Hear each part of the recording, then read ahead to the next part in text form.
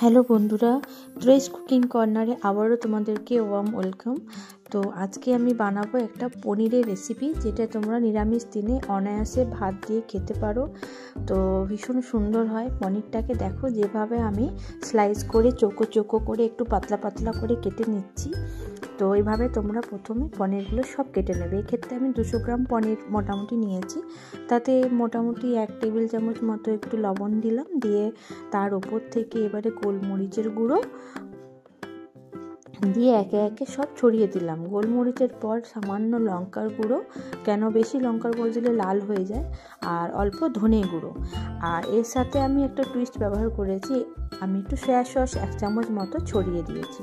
তো সয়া সসের বদলে তোমরা লেমন জুসও ব্যবহার করতে পারো। এক্ষেত্রে আমি এটা একটু অন্যভাবে করার চেষ্টা করেছি। তো এরপরে আদা রসুনের বাটা, যেমন 1 চামচ আদা বাটা, 1 চামচ রসুন বাটা সম পরিমাণ দিয়ে ভালোভাবে দেখো হাত দিয়ে এপিট ওপিট করে মেখে নিচ্ছি, যাতে ফ্লেভারটা পুরো পনিরের মধ্যে ঢুকে যায়।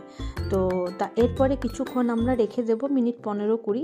পনির তো এমনিতেই নিজে নরম জিনিস। রেখে দেওয়ার পর এরপরে একে একে প্রসেস করব। তখন দেখে নাও কত সুন্দর আমার বাগানের গ্রিনারি। এটা আমার বাগান।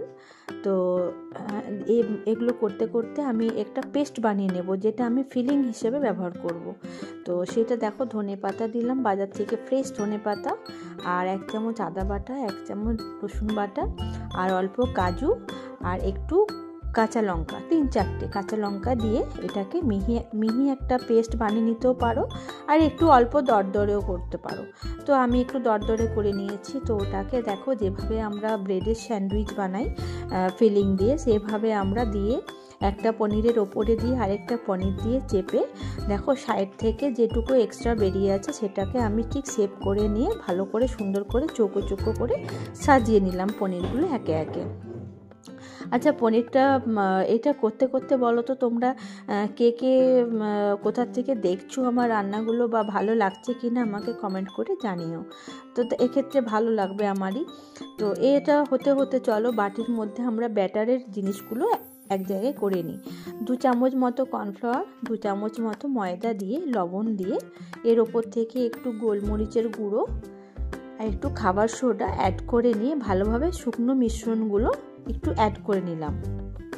শুকনো মিশ্রণগুলো অ্যাড করে নিয়ে ওপর থেকে সম পরিমাণ যেমন জল লাগবে পরিমাণ মতো ওটা অ্যাড করে নিয়ে একটু পাতলা ব্যাটার যেমন হয়, তো বেসন যেমন হয় সেরকম না, একটু পাতলা হবে, এটা দিয়ে আমরা গুলে নিলাম। তো গুলে নেওয়ার পর একটু কিছুক্ষণ রেস্টে রেখে তেল গরম করতে দিলাম। সাদা তেল আমি ব্যবহার করেছি এক্ষেত্রে। তো ব্যবহার করার পর ওটা দেখো ব্যাটারটায় ডুবিয়ে, যেমন আমরা চপ বেগুনি ছাড়ি সেভাবে ডুবিয়ে পনিরটা আমরা তেলে ফ্রাই করে নিলাম।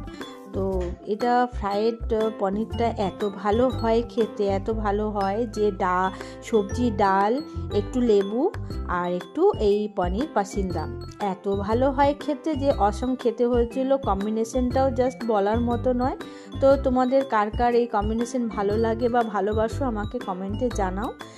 দেখো, আর ভেজ ডালের রেসিপি আমার চ্যানেলে দেওয়া আছে, যদি জানতে হয় তোমরা সেক্ষেত্রে লিঙ্কটা সার্চ করে নিয়ে নিতে পারো। ঠিক আছে, কেমন লাগলো